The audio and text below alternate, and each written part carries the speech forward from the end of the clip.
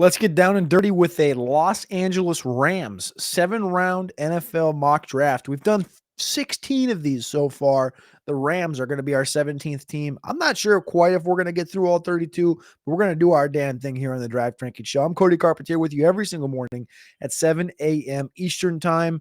Let's get through this Los Angeles Rams mock draft in less than 10 minutes. The Rams are currently selecting 26th overall in the first round, 90th and 101st in the third round, 127, 190, 195, 201, and 202. So they finish this thing off with 4 picks within 12 picks of each other and 8 selections overall. We're going to be drafting on the PFF Mock Draft Simulator, and we're going to go ahead and sim down to picks 26. The Green Bay Packers go Kenneth Grant at 23. The Kelvin Banks goes to the Vikings at 24. And Gray Zabel from North Dakota State goes to the Houston Texans at 25.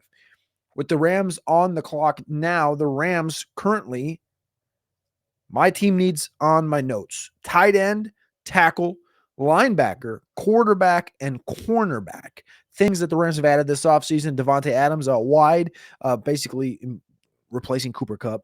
On defense, they had a Poona Ford as their nose tackle. Poona Ford, Seattle, Buffalo, played for the Chargers a little bit. Nate Landman at inside linebacker. Linebacker's an interesting spot that we've seen Jihad Campbell end up here a little bit. I've seen Demetrius Knight in the second round to the Rams. They don't have a second round pick, but I've seen him there on trade ups and stuff like this. All right, so other spots we're looking for right now. Again, you look at the tight end position, it's Tyler Higbee. He's dealt with some injuries. They like Colby Parkinson quite a bit, gave him an extension this last year. On the offensive line, they had a Bo Limmer last year in the 6th round. They like Bo Limmer. He's had a good little year as a rookie. They added Coleman Shelton in free agency. Kevin Dotson, who they traded for from Pittsburgh, is in there right now at right guard with Rob Havenstein at right tackle. Alaric Jackson at left tackle and Steve Avila at left guard. It's not the best offensive line in football, but it works so far.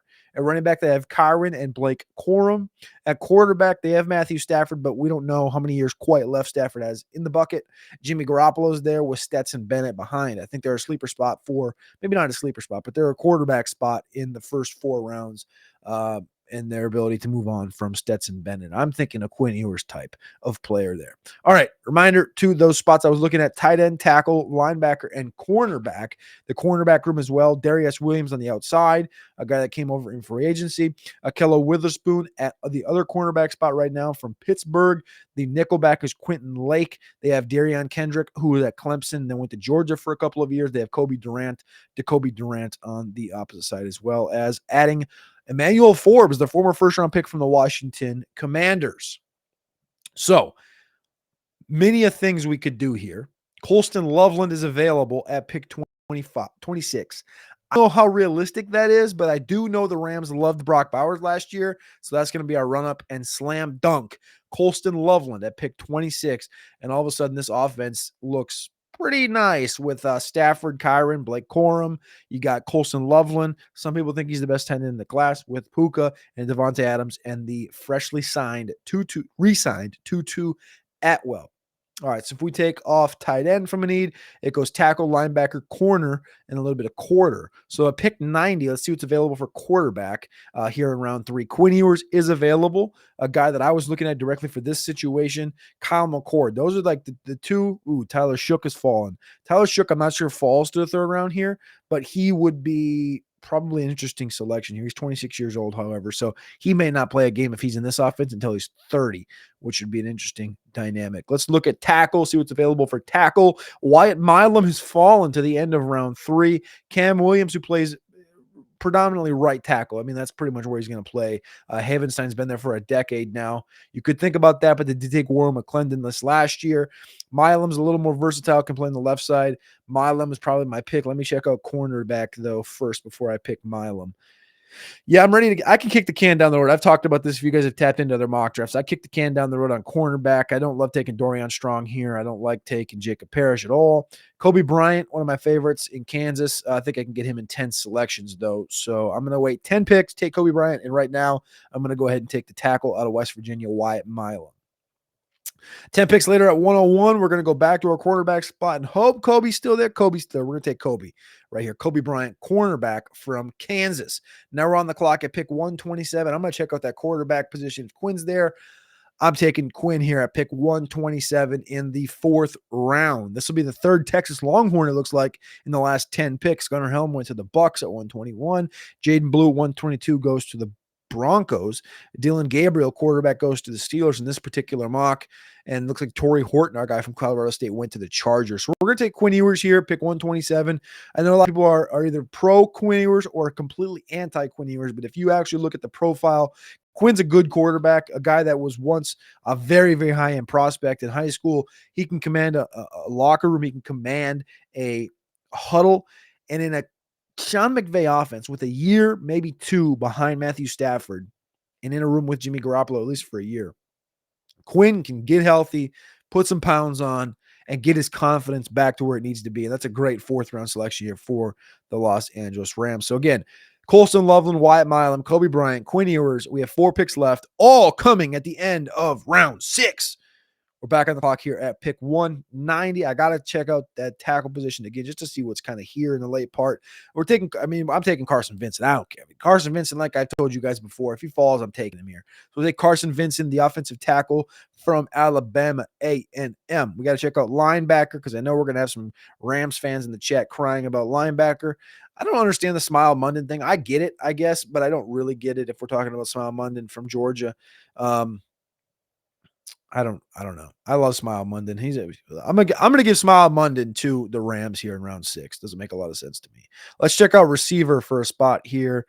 Chim DK ran a 4.3 in this last draft. This combine just a few weeks ago.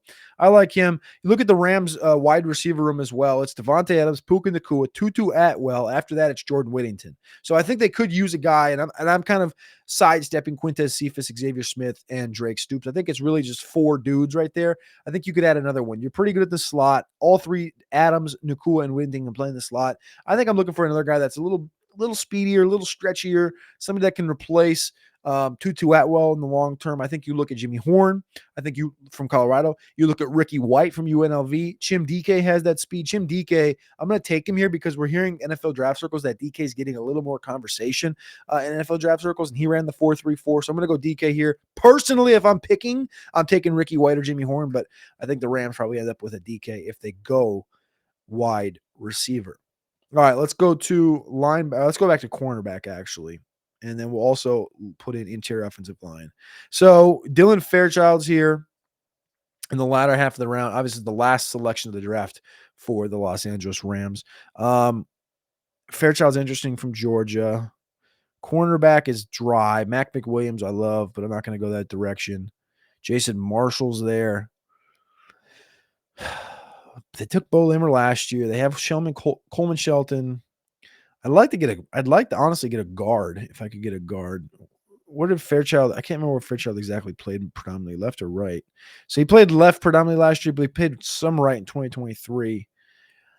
I'm gonna take Dylan Fairchild here. I don't know a ton about him yet. I haven't quite got to that profile. I got 2 weeks left still to get a lot of these deep interior guys. I'm gonna go Dylan Fairchild here at pick 202 from Georgia. So there's the draft. That's all 7 rounds for the Los Angeles Rams. We got Colston Loveland from Michigan, pick 26. Wyatt Milam from West Virginia.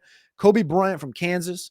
Quinn Ewers from Texas in the 4th round. Carson Vincent to play tackle/guard. I think he's a tackle. So you got left tackle, right tackle, Smile Munden in the 6th, Chim DK in the 6th, and then you finish it up with an interior guy in the 6th round. A lot of darts thrown, a lot of places here for the Los Angeles Rams. Looks like PFF gave us a B- on the draft for this one. So, hey, we'll take it. It's pretty strong. Our best selection, according to PFF, was Wyatt Milam, an A- in round 3. Only gave me a Colston Loveland B and a B for Dylan Fairchild in the 6th. Appreciate you guys. Cody Carpentier with the Draft Ranking Show every single morning at 7 a.m. Eastern Time. I'll see you tomorrow.